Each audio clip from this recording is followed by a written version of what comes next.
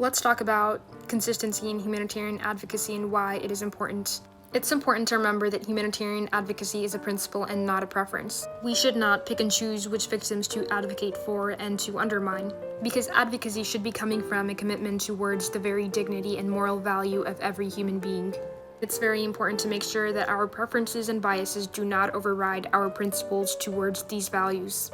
And I want to talk about Iran and what's going on. I know a lot of people are reluctant to talk about what is going on in Iran, and I understand that there is a lot of skepticism surrounding what is going on in Iran, especially due to the potential for outside interference and the potential involvement of countries like the US or Israel.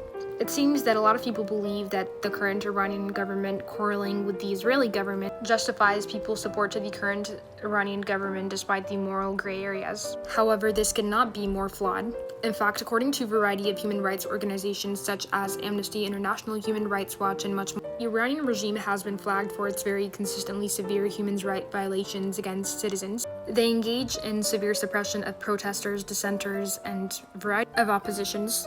They've also been noted for their arbitrary detention and severe use of torture against civilians and very unfair trials. They've also been noted for their systemic coercion and severe discrimination of women. Women are unfortunately forced to adhere to compulsory dress codes and are oftentimes punished for activism, and much more.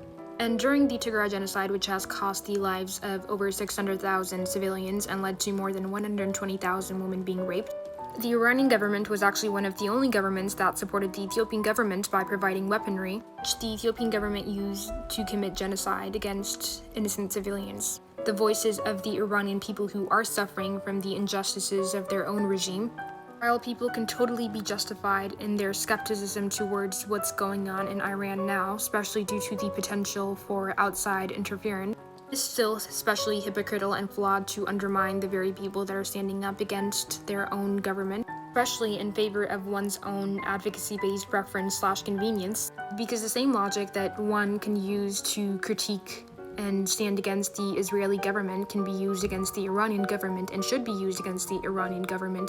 I made a video yesterday talking about what is happening in Iran, expressing sympathy to civilians, and I was met with a lot of accusatory and slanderous comments that downplayed what was going on in Iran without evidence. But it is still very possible to stand up against the Israeli government and critique it while also standing up against the Iranian government and critiquing their actions as well. And it's incredibly important to be careful before downplaying the very real human rights abuses and causes that affect actual people's day-to-day lives.